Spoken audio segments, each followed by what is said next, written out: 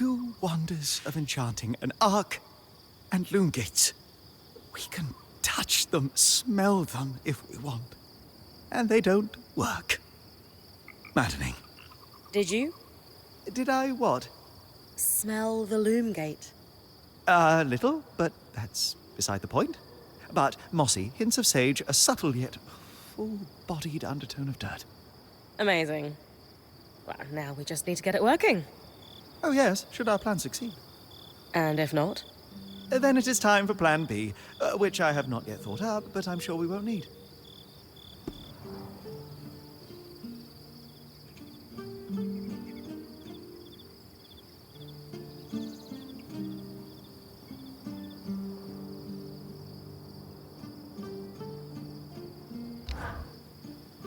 They are quite the thing, aren't they? Tangles, I mean. After what it was like outside the Enclave, the ones in here are child's play. It is an enduring mystery as to why the Veil's shadow is flooded with them. I did not expect that they would be so common inside the Enclave. Are they common anywhere? No. They were theoretical until the Veil went up. And then, of course, they became political.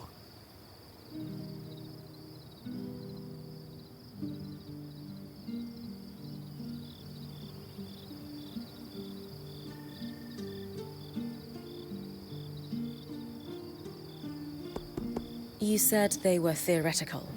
What did you mean? Lane and I have been digging. The only research on tangles we could find were thought experiments until the Veil's appearance. As you might expect, that research was done here in the Enclave. Apparently, they did not publish everything they knew.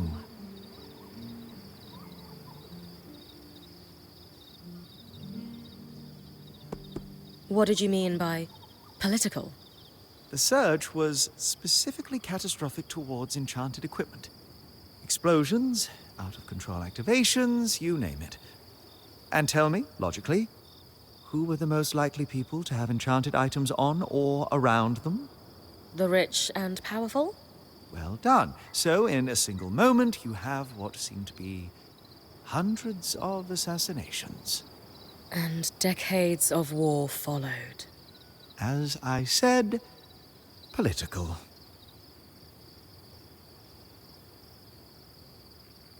What exactly are tangles? To our best understanding, magic is more than just energy. As far as we know, raw magic is a physical substance, but normally invisible. Our mantles gather it from the air as we move, but tangles prove it can concentrate on its own. Thanks, Dom. That helps me understand them better. Ultimately, the most practical advice I can give is very simple. Don't stand in the murder cloud.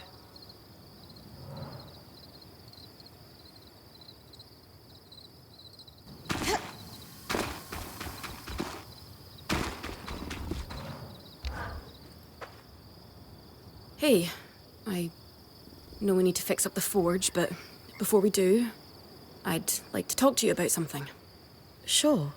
What's up? I owe you an apology. What for? I've been a little cold since you've arrived, and I should have been more welcoming. I was just under a lot of stress with everything that happened.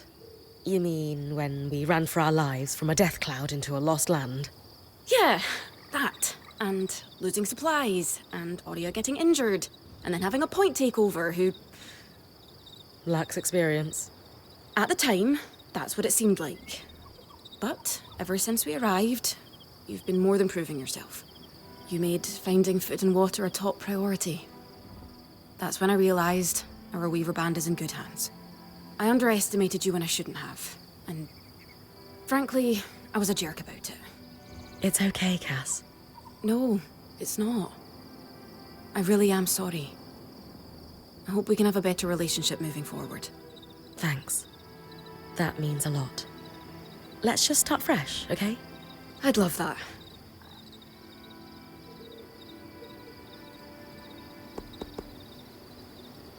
You know, when talking to Lane, they mentioned that you actually trained to become Point yourself. I was wondering if that had something to do with why we weren't getting along. Oh, no. Being point just wasn't for me. That's all.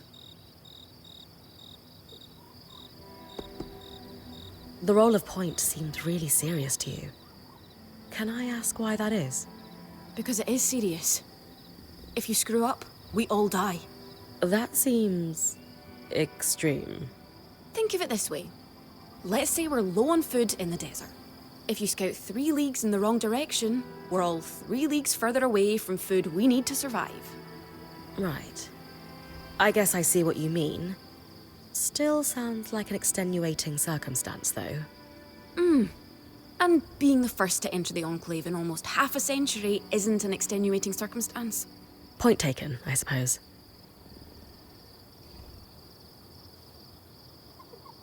How are you feeling now that we're starting to get settled? If this is settled, I'd hate to see us scrambling. I have a hard time letting my guard down when there are so many unknowns.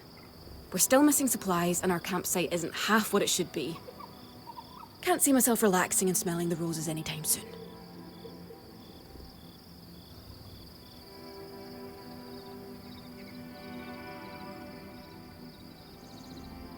So, I know Sola mentioned improvements to her forge meant being able to hone my sword.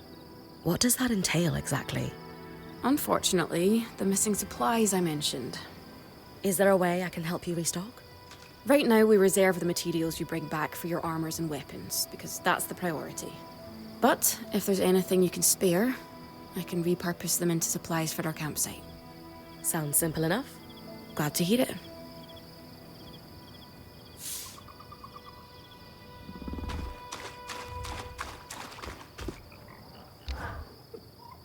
So, how often do I need to return to camp? Do you need me to report back frequently? That's entirely up to you. Point's privilege.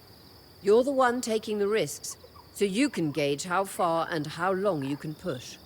From time to time, I or the folks around the camp might have requests, but we'll defer to your priorities.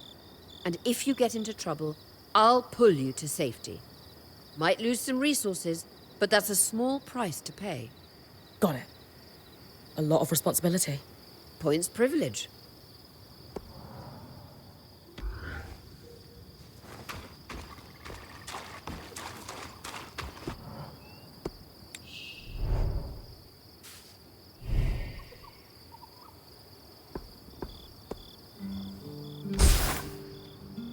These are a great start. With the supplies we've got already, we could shape up our campsite. We lost a lot of stuff when we were running for our lives, and frankly, our setup is only half of what it should be. But we can rebuild. What do you have in mind? Like we discussed, Sola could forge better weapons with improvements to her smithy. Like honing your sword so it can cut through arc armor. Alternatively, Dom could certainly care better for our mantles with new tools for weaving.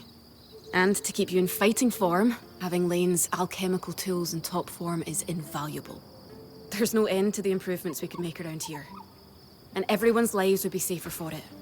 What about you? Me? Oh, I don't need anything. Come on, there must be something. I mean, wouldn't your shelves be nice? Sure. I also have some ideas for your supply pouches. But don't worry about me. I'm fine. Right now, improving Sola's forge is more important. You're always thinking 10 steps ahead. You have no idea. I love it. The better prepared our Weaver Band is, the sooner we can get out of survival mode. Oh, I'm glad you agree. Totally. You can count on me. Thanks, Bren.